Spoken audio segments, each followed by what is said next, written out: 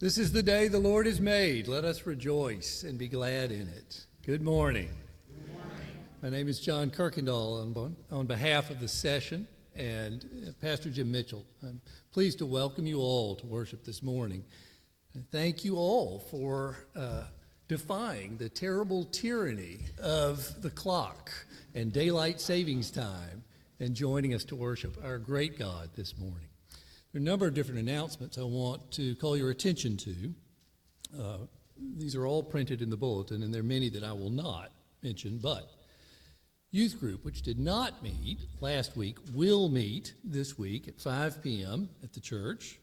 The women's Bible study, however, will not meet this week. This Tuesday, there will be no women's Bible study. Thursday evening, the session will be meeting, and we would greatly appreciate your prayers for our deliberations. Next Saturday, there is an event, the life planning event, it's described in the announcements, that is well worth your time and attention. If you have questions about it, I would encourage you to ask Sandy Hall, but if it is something you have not considered, this is a service that the women's ministries and the diaconate have prepared for us. And I think it a wise thing to consider. And that is next Saturday. In 2 weeks, on Sunday, in the evening, the youth group is going to make a presentation about the Passover meal, and we'll have a fellowship dinner together. That's at 5 p.m. on March 24th. There's a sign-up sheet next to the kitchen for bringing dishes for that fellowship meal, but that is also worth your while to come and consider what this Passover was that Christ set himself to celebrate in Jerusalem before he sacrificed himself for us. Please take a few moments now to prepare your hearts and minds for worship.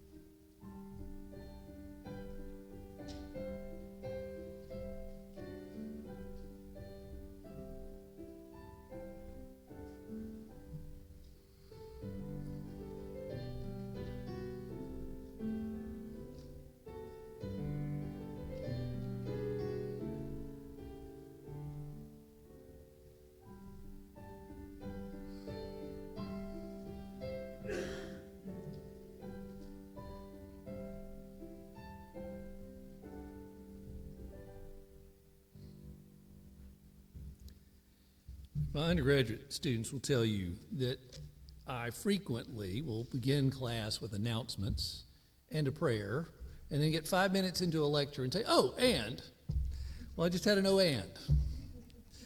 and it is a disclaimer. You don't have to listen to me lecture today or give a sermon.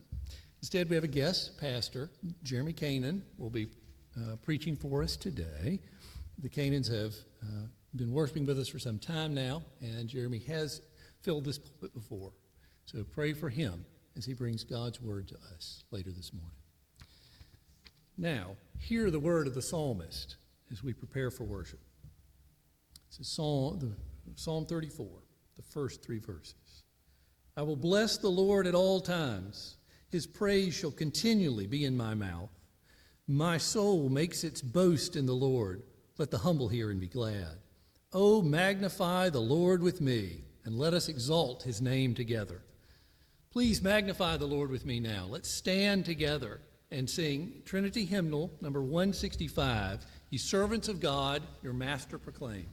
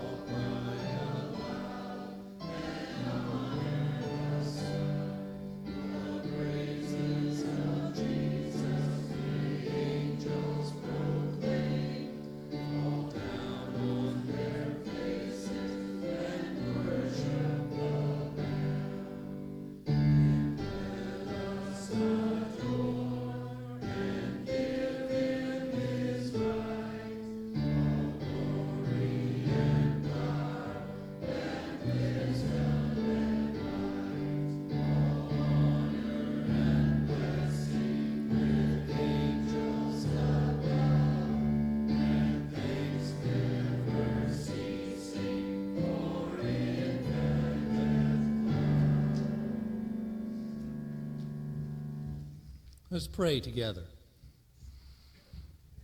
Almighty Father, we come before you rejoicing in the salvation that you have worked in us by the power of your Holy Spirit through the sacrifice of Christ Jesus, your Son.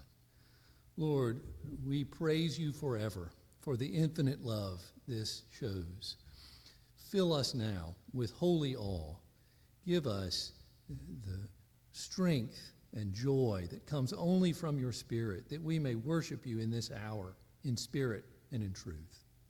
Heavenly Father, we lift up our praises to you, and not only ours, but those of the church around the world, ever glorifying and praising you.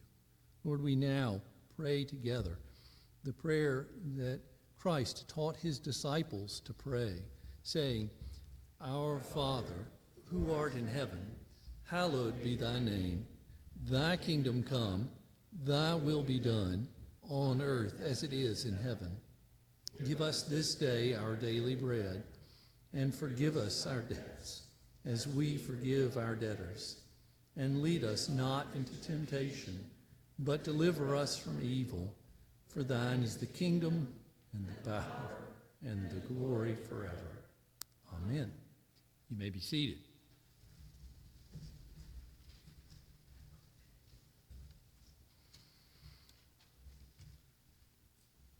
Please join with me now as we pray together the confession of sin that is printed in the bulletin. Let's pray this. Holy Father, forgive my sins. Forgive the sins that I remember and the sins that I have forgotten. Forgive my many failures in the face of temptation and those times when I've been stubborn in the face of correction.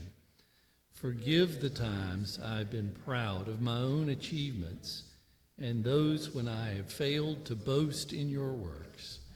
Forgive the harsh judgments I've made of others and the truths I've observed myself.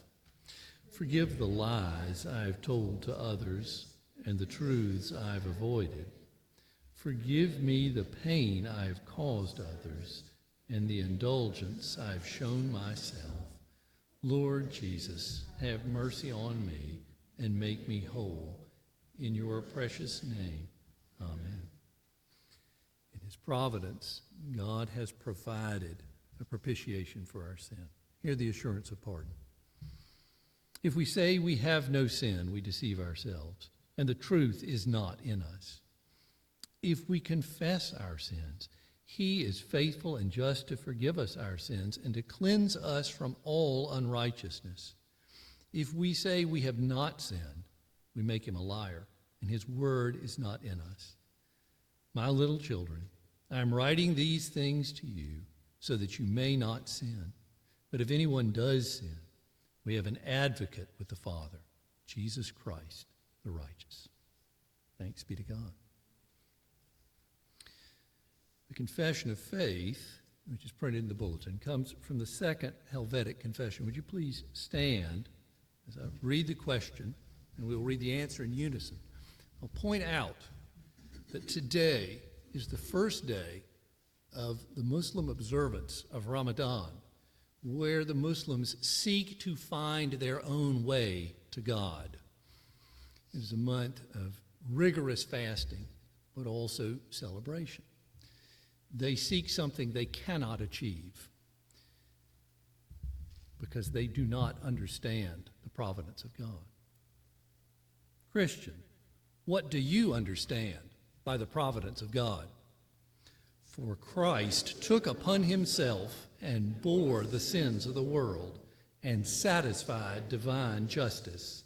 Therefore, solely on account of Christ's sufferings and resurrection, God is propitious with respect to our sins and does not impute them to us, but imputes Christ's righteousness to us as our own, so that now we are not only cleansed and purged from sins or are holy, but also granted the righteousness of Christ, and so absolved from sin, death, condemnation, and are at last righteous and heirs of eternal life. Properly speaking, therefore, God alone justifies us, and justifies only on account of Christ, not imputing sins to us, but imputing his righteousness to us. Thank you. You may be seated, and if the children would like to come forward for the children's sermon with Elder Joel Reed. I don't know. I'm going to pick on Ava. We got one. I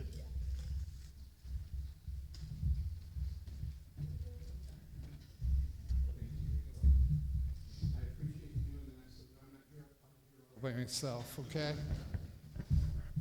So, all right, John, yes. I know Dale has done this for me before, so thank you, John. I appreciate that. So, have you ever been told you did a really good job and everybody was giving you all kinds of praise, and you sit there and what do? You smile and you beam and you say, yes, I did it, right? I want you to listen closely when Pastor Jeremy reads the scripture today. Because two of Jesus' disciples go to him and say, Jesus, we want to ask you something, and we want you to do it for us. Have one of us sit on your left and one of us sit on your right when you come into your glory. Now, what they were asking is to have a high place in heaven next to Jesus when he came back again. And you know what Jesus told them? He said, are you going to be able to drink the cup that I drink? Are you going to be able to suffer the things I suffer, is what he was saying to them. And they're like, yeah, we sure can. He's like, you will be with me in paradise, and you will suffer these things, but it's not my choice where you sit. And he went so far as to say, if you want to be first in heaven, you need to be the servant to all. So when we think of highly of ourselves about things we do, we want to remember it's only because God allows us to do those things, and we should be humbled, and we should give him all the honor and glory for everything that happens in our life. Let's pray. Dear Heavenly Father, we do thank you. We thank you that you loved us enough, that you sent your Son, who paid a huge price for our sins, rose again. Father, we pray that you would remind us that we are the servants, that the only way we get any glory is by giving that glory to you. Father, let us be the servant to all. In Jesus' name we pray. Amen.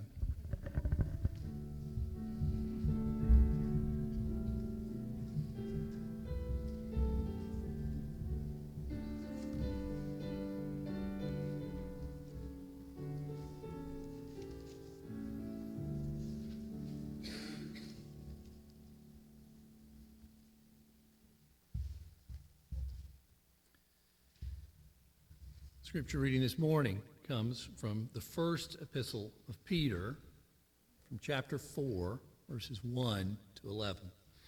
Peter is writing to members of the early church who have been dispersed abroad during a Roman persecution in the 60s A.D.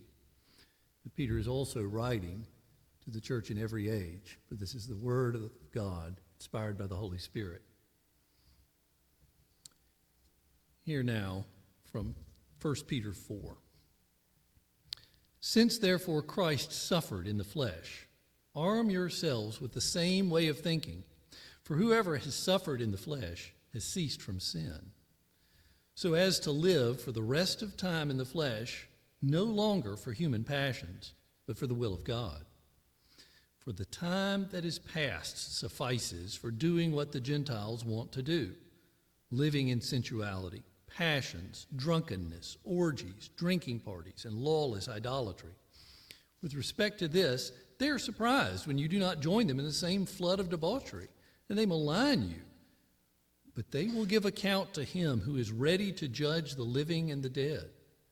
For this is why the gospel was preached even to those who are dead, that though judged in the flesh the way people are, they might live in the Spirit the way God does. The end of all things is at hand. Therefore, be self-controlled and sober-minded for the sake of your prayers. Above all, keep loving one another earnestly, since love covers a multitude of sins. Show hospitality to one another without grumbling. As each has received a gift, use it to serve one another as good stewards of God's varied grace. Whoever speaks, as one who speaks oracles of God. Whoever serves, as one who serves by the strength that God supplies, in order that in everything God may be glorified through Jesus Christ. To him belong glory and dominion forever and ever. Amen. Let's go before the Lord together in prayer. Our loving Heavenly Father, you who have created all things from nothing by the word of your power, and in all of this creation, you have chosen us to come together and to be adopted into your family. Lord, we are amazed, humbled, silenced by your great mercy shown to us through Christ Jesus. That Christ should give up all the glory of heaven and humble himself to become not just part of creation as man, but the lowest of the low, that he would serve and suffer and die on our behalf, is nothing short of amazing to us. Lord God, we thank you for these great mercies, for your loving kindness shown through generations, for your unchanging grace to your people. Heavenly Father, we thank you for the privilege of freely coming before you to worship. And we lift up our brothers and sisters around the world who are not so free this day. Lord, we pray for them, for their safety, for their joy in worshiping you, for their strength to share the gospel to their neighbors. Lord, we pray for the pastors who serve them, for the other leaders of their churches. We pray for the missionaries who go out from their home countries to share the gospel elsewhere. We lift them all up, Lord, under your sovereign protection, knowing that your perfect plan is never thwarted and that your word does not return void. We pray for the church in the world, that the gospel may be boldly preached, that the Spirit would move in the hearts of men and women, of old and young, and they might be drawn to Christ Jesus, that this world might see revival, not in one nation, but in every nation, that your name would be glorified as every knee bows and every tongue confesses that Jesus Christ is Lord. We know that for men this seems impossible, but that for you nothing is impossible. Lord, we lift up the ministries of this congregation in this place. We pray for our pastor and the labors in which he serves you. We ask for his health and strength, for his safety, for joy in this service. Lord, we pray for the deacons as they reach out to the community here, that you quicken them by your Holy Spirit, give them boldness and wisdom. We pray for the women's ministries as they serve and encourage, that they might be blessed with a peace that passes understanding. And Lord, we lift up the session as it gathers in this week. Pray for wisdom. Pray for joy. Pray for peace in you. Heavenly Father, we thank you for the many ways that you have done great things among us. Works of mercy, works of healing. We lift up those who are sick or injured or recovering this day. We pray especially for Margaret and for Barbara, that their recoveries might proceed quickly, that they might be encouraged by new energy, new vigor, new life, that they invest in you. Lord, we lift up the youth of the congregation. We thank you for them and pray for them and their leaders. We pray that you might work in their lives through your Holy Spirit to draw them ever closer to you, to empower them for lives of service. Pray for the children that you would draw them to you with bands of love, that you would fill their parents with your Spirit as well. Give them wisdom and grace as they parent. Bring blessing into every home and make every home a blessing to those around it. For your name's sake, we pray this. Heavenly Father, we lift up our community to you. We know there are many needs, and many which are unknown to us. But you are sovereign over all things, big and small, and we pray in your mercy that you would inspire your people to meet the needs of our neighbors, that we might love even as you have loved us. Heavenly Father, we lift up this nation with its many contentions. We confess our sinfulness and our selfishness, our quickness to look to men, to put our confidence in princes. But we know that our confidence can only be placed in you. And we pray for your mercy. We ask that you might give us the leaders of your choosing who will serve you rightly. Be merciful to us and help us to show that mercy to those around us. Lord, we know that you always keep your promises, promises that you have made in times past, promises fulfilled in Christ's first coming, promises that Christ will come again. Lord, we pray for hearts that look eagerly for that day and for limbs that are strengthened to serve until that day comes. Loosen our tongues. Help us to praise Christ not only in this place and in this hour and in this friendly audience, but to praise Christ all the days of our lives in every circumstance, that you might be glorified, your kingdom extended, your people delighted by your goodness. This we pray in Jesus' name. Amen.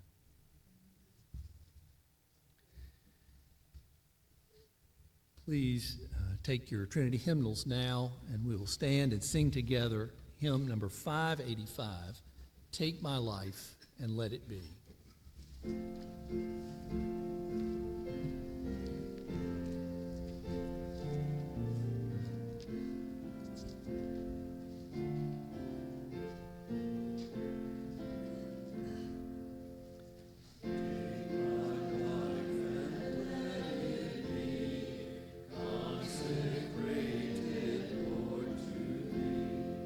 Take my moments and my days, let them fly.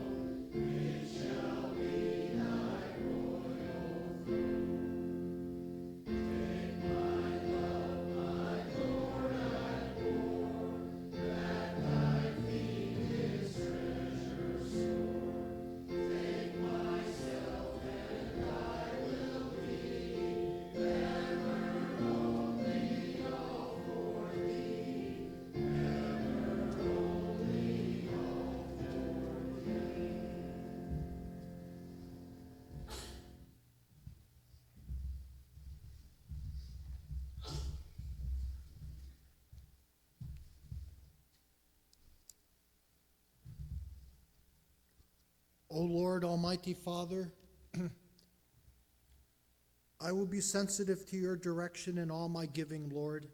I know that my giving is an act of worship to you, and what a privilege it is for me to be able to give. As I give, I will rejoice, and I will remember all the blessings you have given to me. Let your blessing be upon my giving, Lord. I will always remember that it is you who gives me the power to obtain wealth in order that your covenant may be fulfilled. Let me use wisely all that you have given to me so as to bless the work of your kingdom and to help those in need. Thank you for showing me that love always gives. In fact, you love the world so much that you gave your only Son. Because of this truth, I give cheerfully and generously, and I know I will receive good measure, pressed down, shaken together, and running over. Help me to remember that the same measure I give out will be measured back to me.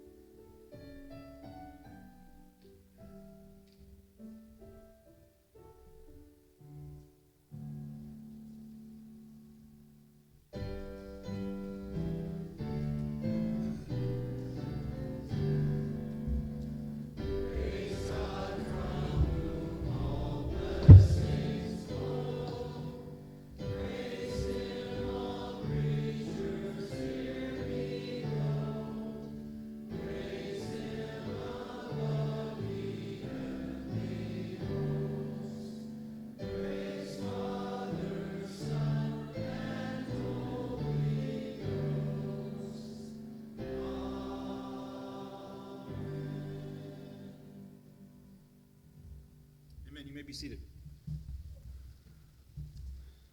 Well, I want to thank the session for inviting me to come and bring the word to you during Pastor Mitchell's time away. We pray that he and his family have a refreshing time, and I appreciate the opportunity to open up the word. So thank you all, and thank the congregation for being such a good home to my family and I for the last 6 months or so. It is a wonderful little church, and we really appreciate this church very much. So may the Lord continue to bless you. Before we open the Lord's word, let's pray together. Great God, we give you thanks for the scriptures. We thank you for the ministry of your Holy Spirit, who inspired your apostles to write these words. And now, God, I pray that as we open the word, your Spirit would now enliven our hearts. Help us as we read and interpret and apply, that this would be your work.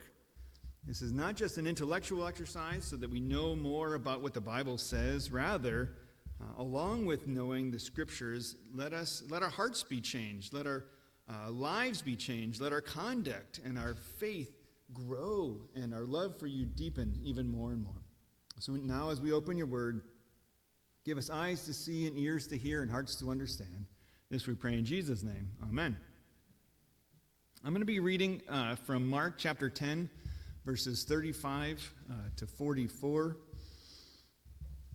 Mark chapter 10, 35 to 44.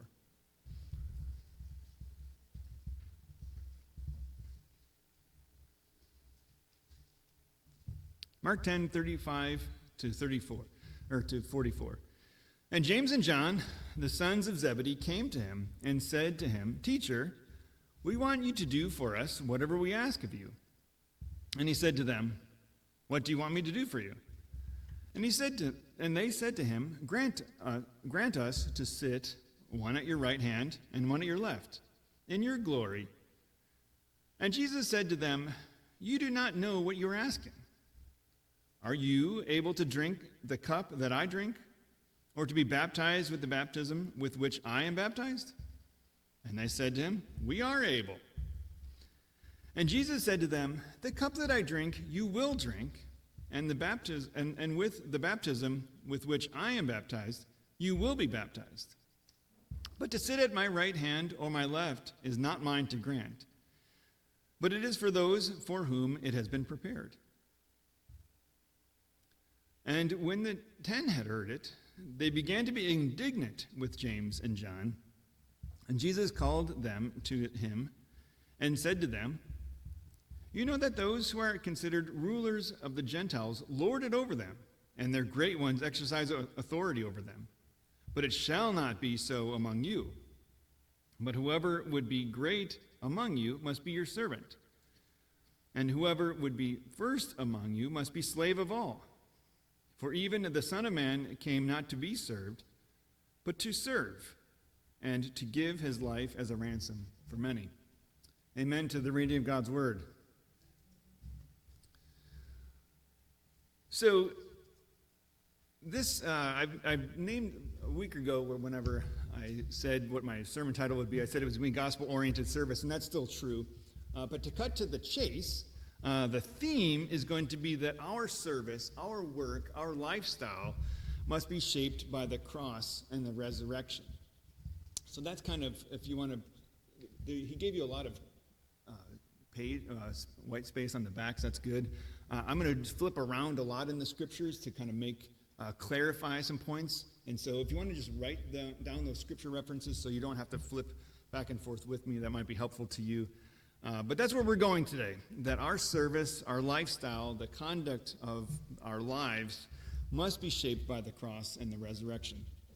And so when we read the Gospel of Mark or any of the Gospels, oftentimes we find the Apostle Peter kind of oafing around. He's kind of the one who says stuff and stumbles over things and does and says awkward things. In our passage today, it's actually not Peter, it's James and John. So these three, Peter, James, and John, kind of form that nucleus, that core within the core of the disciples. They're the ones who saw Jesus transfigured on the mount with Elijah and Moses. And so those three, they're kind of the essential three. But today it's James and John. If you look at Matthew's take on that, it's actually their mom who goes and approaches Jesus. So that's kind of like, what in the world are you guys doing? But the grown men. But here, though, it's James and John directly, and in the context, and we're going to dig deep into the context of this passage here in just a minute. But I want you to see, according to verse 32, they're going to Jerusalem. So if you're reading through the book of Mark, it's only 16 chapters. If you're reading through the Gospel of Mark, you'll see that there's a shift, kind of midpoint through the book, and they're going to Jerusalem. And so that's kind of. And remember, why is he going to Jerusalem? So that's kind of where you're going here in your mind. Let's look at the context before we kind of dissect the passage that we specifically read. In your Bibles, if you want to flip a couple pages to the left, Mark 8. I'm going to look at Mark 8, 31 to 35. Mark 8, 31 to 35. And he, that is Jesus, he began to teach them that the Son of Man must suffer many things and be rejected by the elders and the chief priests and the scribes and be killed, and after 3 days rise again. And he said this plainly. And Peter, of course, took him aside and began to rebuke him. But turning and seeing his disciples, he rebuked Peter and said, "Get behind me, Satan. For you are not setting your mind on the things of God, but on the things of man." And calling the crowd to him with his disciples, he said to them, "If anyone would come after me, let him deny himself and take up his cross and follow me. For whoever would save his life will lose it, but whoever loses his life for my sake and for the gospel's will save it. And so notice here, we're going to see a couple more passages in a minute, but notice here in this first section in Mark 8 that Jesus taught his followers that he, Jesus, must suffer and rise. But 3 verses later, what does he immediately say? He says, you take up your cross and follow me. Let's go one more chapter to chapter 9:30. So we're going to go back to 9:30. Mark chapter 9, verse 30. And they went on from there and passed through Galilee, and he did not want anyone to know, for he was teaching his disciples, saying to them, the Son of Man is going to be delivered into the hands of men, and they will kill him. And when he is killed, after 3 days he will rise. Verse 32, but they did not understand the saying, and they were afraid to ask him. Verse 33, and they came to Capernaum, and when he was in the house, he asked them, what were you discussing on the way? But they kept silent, for on the way they had argued with one another about who was the greatest. Do you see the theme? Verse 35, and he sat down and called the 12. And he said to them, if anyone would be first, he must be last and servant of all. And he took a child and put it in the midst of his lap. And put it in the midst of them. And taking him in his arms, he said to them, whoever receives one such child in my name receives me. And whoever receives me received not me, but him who sent me. Okay, so notice here in these first 2 passages, chapter 8 and then chapter 9, that Jesus teaches about his death, his resurrection, immediately followed by instructions regarding how the disciples also will serve. So do you see a pattern here?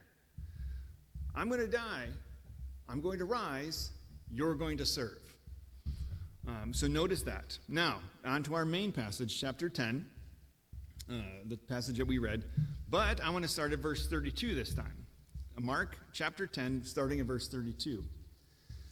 And they were on the road going up to Jerusalem, that's the context, and Jesus was walking ahead of them, and they were amazed.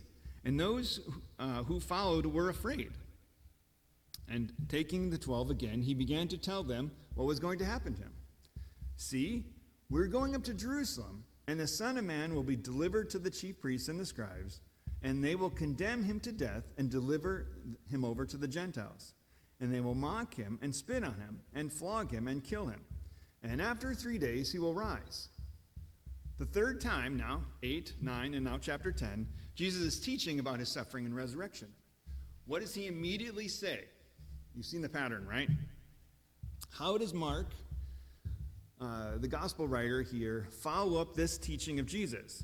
Jesus is predicting, hey, soon we're going up to Jerusalem, I'm going to die, I'm going to rise. According to Mark now, how does Mark structure his gospel? What does he immediately want you to see? Under the direction of the Holy Spirit, Mark records for us that James and John are requesting to sit at Jesus' right and left hand in glory. Why did they say that? It seems like, hey, I'm about to die. I'm going to get beaten. It's going to be terrible.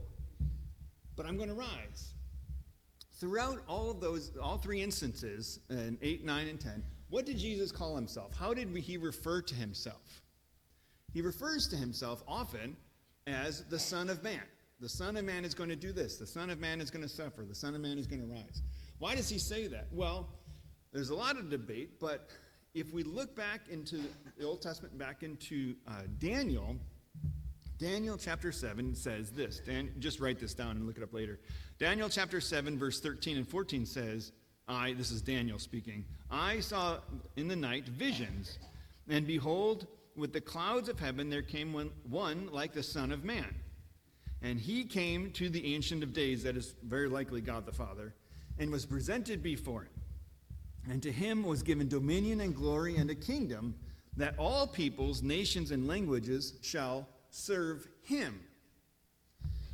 His dominion is an everlasting dominion, which shall not pass away, and his kingdom is one that shall not be destroyed. So my theory, as kind of studying this, is that Jesus is referring to himself as the Son of Man because Jesus knows where he's going. Jesus knows that he is destined for glory. It's a way of suffering to get there, but he knows where he's going. And so now James and John are picking up on this. He is the king. James and John are thinking Jesus is the king, and so when he's in his kingdom, we want to be kind of number 2 and 3, right? And so this is an interesting request of James and John, but I think they're getting their thoughts there from the fact that they know that Jesus is the coming king. Jesus is the one that the Old Testament was kind of foreshadowing and looking forward to. And so James and John want to be kind of in charge with Jesus there. But it makes me think, though, as kind of as you and I are praying to God, as you and I are looking to Jesus, what kind of stuff do you and I ask him? What do we ask for? Jesus says, ask for whatever you want, right? He says right up to James and John. And then they're like, hey, we want to be in charge. But if you look at your hearts, take a moment to just kind of examine the prayers that you bring to Jesus. What is it that you ask for? Are we asking for, to lead well, to maybe have a little bit more stuff? We got a promotion coming. Whatever it is, I don't know what it is. But this is a moment to pause and just kind of examine ourselves, because we look at James and John and we kind of chuckle. At least I did. I was like, what are you guys doing? But think about your own prayer life. Are we loving God? Are we confessing our sins? Are we bringing thanksgiving for what he's done for us? And then after those, has the gospel shaped our prayers? Has the gospel shaped our prayer requests and the things we ask for? So something to pause and kind of think about, the desires of our hearts. See, on the one hand, it's good that James and John are starting to realize who Jesus is eternally as God the Son. On the other hand, their request of him has not really been shaped yet by his teaching, has it? Not completely, for sure. The request is missing the mark. So why is this the case? See, they're not following the pattern of Jesus. They're not following his own life. All Christians are called to follow Jesus. The 12 original disciples physically followed him. You and I must also pattern our lives after his own. And so let's look at what James and John here said to Jesus. I apologize. Let's look at what Jesus said to James and John. They asked if we can be in charge with you. His response is, are you able to drink the cup of God's wrath? Now, why do I say that? He said to them, if you look here, verse 38, you don't know what you're asking, which is a good response. Are you able to drink the cup that I drink, or are you able to be baptized with the baptism with which I am baptized? And so they said, we are able. But what is he saying to them? If we look here at verse Psalm 75, 6, this is it's a psalm, but it's kind of a prophecy about judgment on other nations. Psalm 75 says, for not from the east or from the west, not from the wilderness comes lifting up, but it is God who executes judgment, putting down one and lifting up another. For in the hand of the Lord there is a cup with foaming wine, well mixed, and he pours out from it, and all the wicked of the earth shall drain it down to the dregs. So it's an image of judgment. It's not a happy image of, hey, let's have a party. This is an image of judgment. That's what that wine looks like there. Isaiah 51. Now, this is about the suffering that Jerusalem has undergone. Isaiah 51, verse 7. Wake yourself, stand up, O Jerusalem, you who have drunk from the hand of the Lord the cup of his wrath, who have drunk to the dregs the cup of staggering. So understand, this is God's own people who have been guilty of idolatry. God poured out his wrath upon them. And so in the context towards the end of Isaiah, God is lifting them back up out of the judgment that they had been in. But a more familiar passage to most of us is going to be Jesus' own words in Matthew 26. This is his prayer just before he's going to the cross. He says, my Father, if it be possible, let this cup Pass from me. Nevertheless, not as I will, but you will. The idea is Jesus here, throughout his ministry, throughout his earthly ministry, leading up to the cross, he knew that he would be drinking from that cup of God's wrath. And so James and John are like, hey, can we hang out with you in your kingdom? And Jesus, you don't know how to get there. You don't understand the way to get to the glory. And similarly, that idea of baptism, it's similar in the sense that baptism is a picture of cleansing. We know that. But cleansing via judgment. Cleansing to get rid of sin. Jesus also used this term, Luke 12:49 and 50. Luke 12:49 and 50, he says this, I came to cast fire on the earth, and would that it were already kindled. I have a baptism to be baptized with, and how great is my distress until it is accomplished. Because he knows that Jesus knows that he is going to hell, suffering the torment of God, suffering the wrath of God on our behalf so that you and I don't have to. He is going to be forsaken by God so that his own children won't be. That is the judgment that he's getting poured out on him. That cup of wrath, that baptism that he undergoes is the torment that you and I don't have to because of God's grace and his love for us. But that is what he's referring to here. It's an unpleasant road that he is going to walk that James and John are thinking, like, hey, this is going to be great. So let's clarify the picture. James and John have some idea that Jesus is the king who the Old Testament predicted, but they're misunderstanding how he accomplishes his task. Jesus responds by asking them if they can endure the suffering that he knows, that Jesus knows is in his future. His suffering is specifically redemptive. The work that he does on the cross, his suffering, is redemptive. It's in order to buy us back from the consequences of our sins. Also, it's redemptive and representative. He alone can represent us before the Father, before God, the Holy One, who is going to execute judgment. But the judgment is against him and thankfully not against us. As we saw in the confession, we have received God, or Jesus' righteousness instead of the wrath that our sins are owed. He will represent us before the Father. So, just kind of skimming along here a little bit. After the other 10 disciples register their complaint with Jesus, he addresses all of them. Here he he describes how those outside the church lead. So if you go back into our passage here, you know that those who are considered rulers of the Gentiles lord it over them, and their great ones exercise authority over them. But it shall not be so among you. I can almost picture Jesus pointing at him. He's like, those Gentiles out there lead in a way that you will not be leading. Your leading is entirely different. And he's making a distinction between the Gentile leadership, the non-believing leadership, and believing leadership. What does it look like? It's kind of like the idea of holiness. Holiness has to do with being set apart. There's the common, and then there's the set apart. Your leadership is set apart leadership. He's drawing a contrast between these guys. And then continue on here, verse 43, but it shall not be so among you, but whoever would be great among you must be your servant, and whoever would be first among you must be slave of all. So pause there for just a second. In Wednesday night Bible study a few weeks ago, we were talking about the idea of servant and slave, and which is the right translation and this and that. Well, Jesus here clearly uses both words. He says, you will be the diakonoi, right? The deacons, the servants, those who minister on behalf of others, and you will be the slave of all. So in fact, he says both. He describes his followers as both servants and slaves.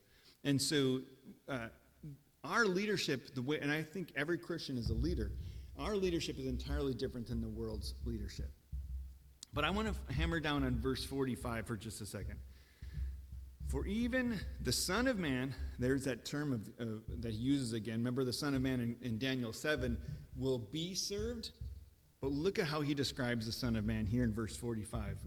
Mark 10:45. For even the Son of Man came not to be served, but to serve and give his life as a ransom for many.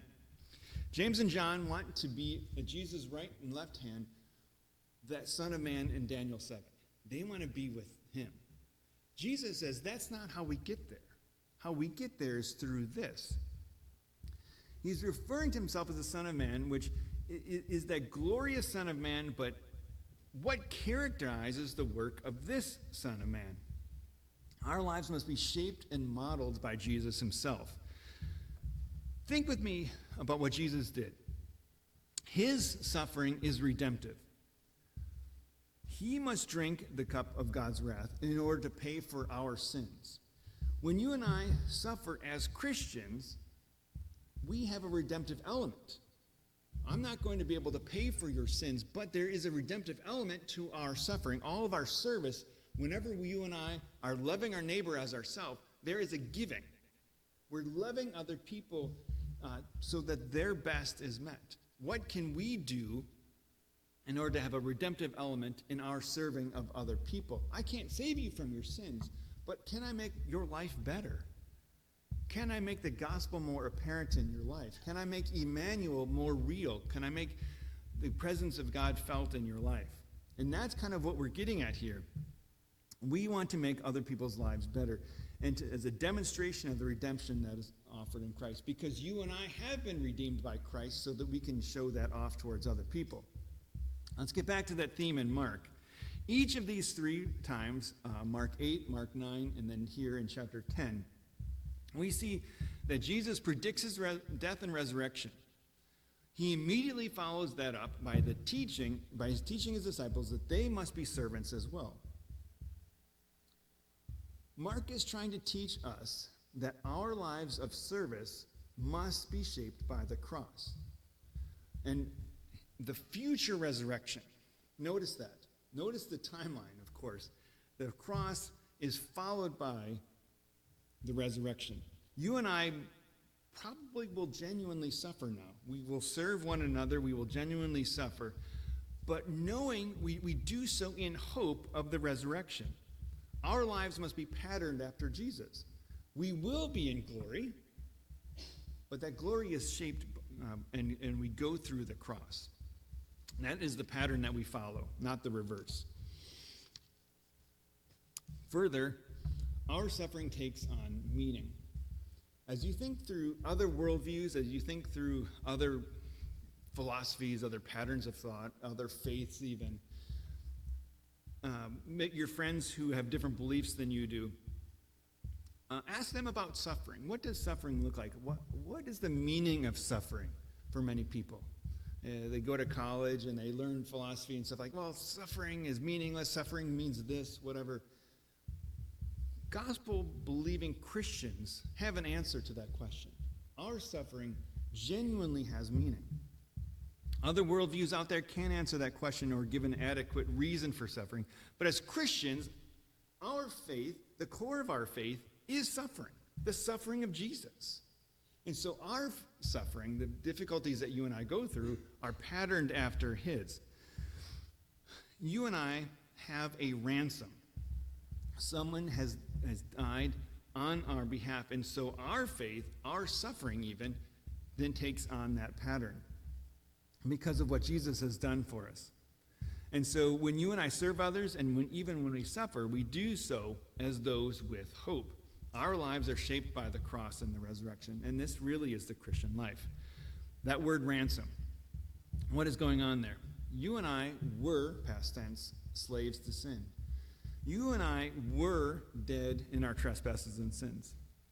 We were on the road to hell, yet in God's good and gracious and loving providence, he graciously brought us back he bought us back from the dead, so that you and I, because of the suffering of Jesus, is really what I'm going to say. Because of the suffering of Jesus, you and I are bought back from that. And so if you think about that word ransom, think concretely then about that word ransom. Somebody or something owns someone. Another person comes along and buys that person. They were owned by this. They were slaves to this. and now they were bought by someone else. Who owns us now? We are not owned by God. We are providentially and lovingly bought by God. So the Apostle Paul then rightly says in 1 Corinthians chapter 6, you were bought with a price. I want to close with another confession. It's one of my favorite non-inspired writings, I can say that. The Heidelberg Catechism, question 1. We'll close with this. Heidelberg Catechism, question and answer number 1. What is your only comfort in life and death? What is your only comfort in life and in death? Answer. My only comfort in life and in death is that I am not my own, but I belong with body and soul, both in life and in death, to my faithful Savior, Jesus Christ. He has faithfully and fully paid for all my sins with his precious blood and has set me free from the power of the devil. He also preserves me in such a way that without the will of my heavenly Father, not a hair can fall from my head. Indeed, all things must work together for my salvation. Therefore, by his Holy Spirit, he also assures me of eternal life and makes me heartily willing and ready from now on to live for him. Let's pray together. Great God, we give you thanks for the incredible grace that you have shown to us in Christ. We know and we confess that we have been slaves to sin, but yet now we have been bought by an incredible price, the very life of Jesus. Let us now wholeheartedly live for him. Let us serve others. Let us pattern our very lives after his death and resurrection, his cross and his glory. Let us follow after Christ faithfully, knowing that you are working all things for your glory. This we pray in Jesus' name. Amen. As we close together, we will sing